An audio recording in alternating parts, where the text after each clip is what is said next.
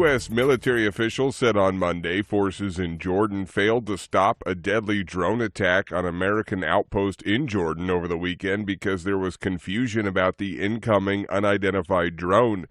VOA national security correspondent Jeff Selden. They had a drone that was out running a mission. We're not told exactly what it was doing, but by chance, at about the same time that the U.S. drone was returning to base, the Iranian militia drone also came in for the attack. Officials believe it was probably coincidence at this point, but because of that, there may have been, the initial reports suggest there may have been a little bit of confusion at first that delayed a response, and as a result, it allowed the drone launched by the Iranian-backed militias to evade the base's air defense systems and cause damage and casualties. VOA national security correspondent Jeff Selden. Officials said there was no effort made to shoot down the enemy drone that killed 3 troops and wounded another 34.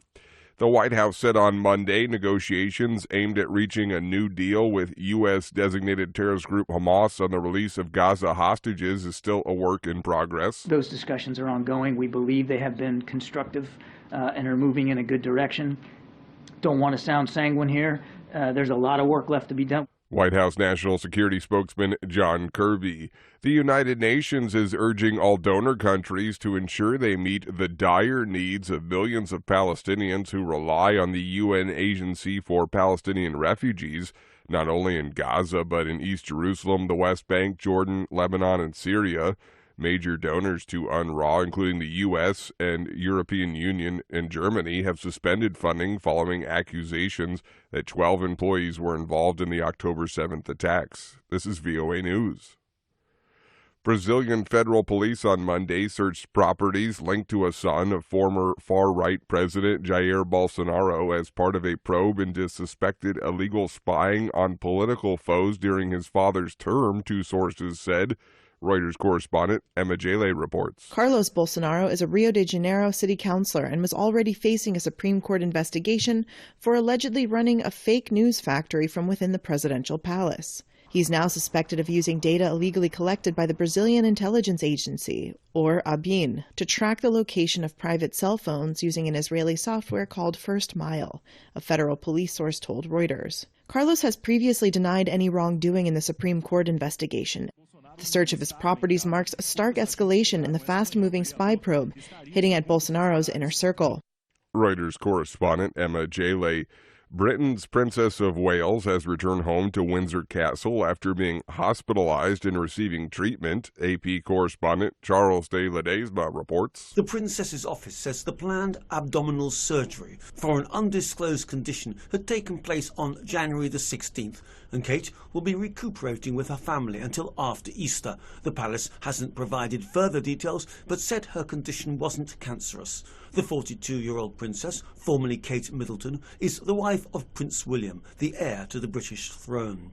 The palace adds the prince and princess wish to say a huge thank you to the entire team at the London Clinic, especially the dedicated nursing staff for the care they have provided. Charles de Ledesma, London. Italian Premier Giorgia Meloni has unveiled Italy's big development plan for Africa at a summit of African leaders. The government is hoping the plan will help stem migration numbers, diversify energy sources, and forge a new relationship between Europe and the continent. 24 African leaders, top European Union and United Nations officials, and representatives from international lending institutions were in Rome for the summit. A local official says the majority of 50 passengers aboard a wooden boat that capsized on a lake in eastern Congo are presumed to be dead. The official says the boat crossing Lake Kivu was also carrying 20 bags of cement and likely sunk due to being overloaded. 10 people survived and 3 bodies have been found, and the search continues for about 37 people. Deadly boating accidents occur frequently in Congo, where crews often overload small wooden vessels, especially on Lake Kivu.